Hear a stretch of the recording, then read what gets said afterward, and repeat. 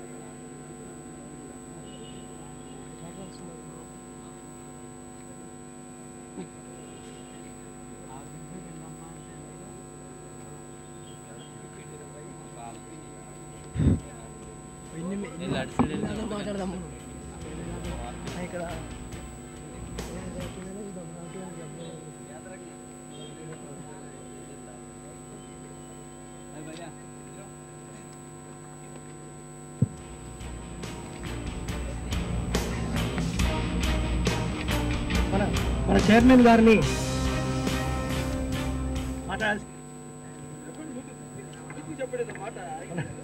Chairman గారిని వాళ్ళని ఉద్దేశించి ప్రసంగించాల్సిందిగా కోరుతున్నారు.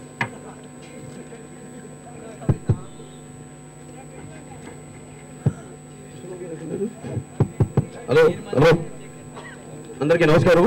ముందుగా ఈరోజు ఈ యొక్క అంతర్జాతీయ ప్రపంచ క్యాన్సర్ దినోత్సవం సందర్భంగా మా ఆహ్వానాన్ని మన్నించి ముఖ్య అతిథులుగా విచ్చేసిన జిహెచ్ఎంసీ కమిషనర్ కృష్ణబాబు గారికి, అలాగే శ్రీమతి సానియా మిర్జా గారికి, పుల్లల గోపిచంద్ గారికి,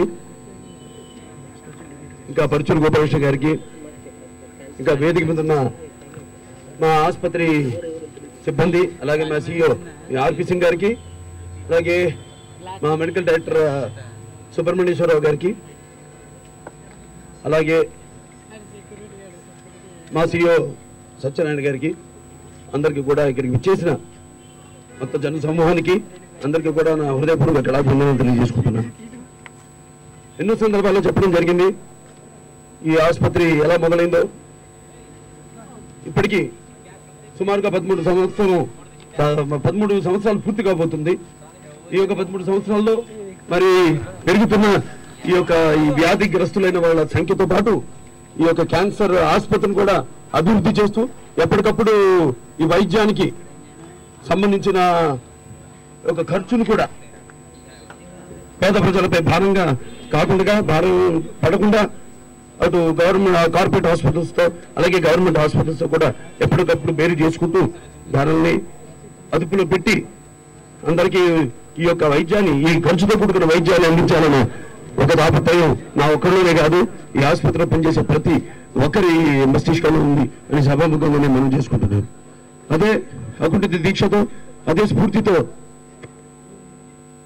అందరూ పనిచేయబట్టే ఈనాడు ఈ ఆసుపత్రి ఈ స్థాయికి వచ్చిందని వాళ్ళందరికీ ఈ సభాముఖంగా నా అభినందనలు తెలియజేసుకుంటున్నాను.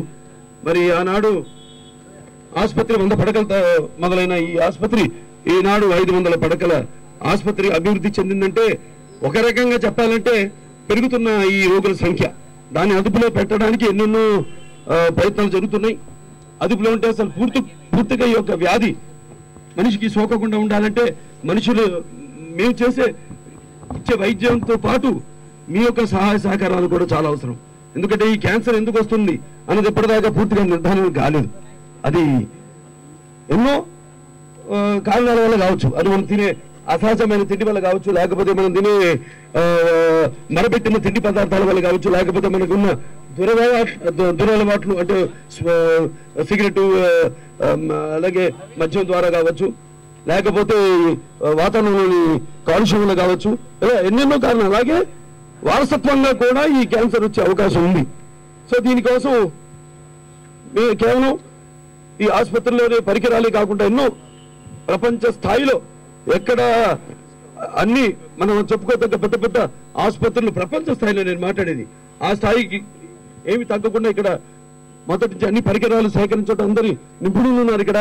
మాకు వాళ్ళ వాళ్ళ సలహాలను ఇచ్చి ఎప్పటికప్పుడు మేము ఆ పరికరాలను కూడా అప్డేట్ చేసుకుంటూ, అంటే ఇప్పుడు మాకు ఇక్కడ ఎక్కడ సౌత్ ఇండియాలో లేనట్టు సౌత్ ఈస్ట్ ఏషియాలో లేని 6 ఏ ఆసుపత్రిలో లేని 6 లీనియర్ యాక్సిలేటర్స్ ఉన్నాయి. అలాగే నోవాలిస్ TX radio surgery rapid arc ఉంది. అలాగే పెట్ స్కాన్ ఉంది, మ్యామోగ్రఫీ ఉంది, ఇంట్రా ఆపరేటివ్ సిస్టమ్ ఉంది. అలాగే డ్యూయల్ మోడ్ లేజర్ సిస్టమ్ ఉంది. అలాగే మా neo probe gamma detection system, అలాగే లాప్రోస్కోపిక్స్, హై డిఫైన్ లాప్రోస్కోపిక్స్. ప్రపంచంలో ఈ మన దేశంలో ఎక్కడ చేయనని లాప్రోస్కోపిక్ ఆపరేషన్స్ మన ఆసుపత్రిలో చేశామని ఈ సభాముఖంగా మీకు మనవి చేసుకుంటున్నాను.